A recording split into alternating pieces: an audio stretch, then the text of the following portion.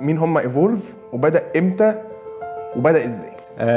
ايفولف عامه هي ابتدت 2017 ان انا وعبد الرحمن كان عندنا نفس الفيجن، ان احنا علمنا نفسنا مهارات او سكيلز تخلينا نقدر ان احنا ننتج المنتج اللي احنا عايزينه.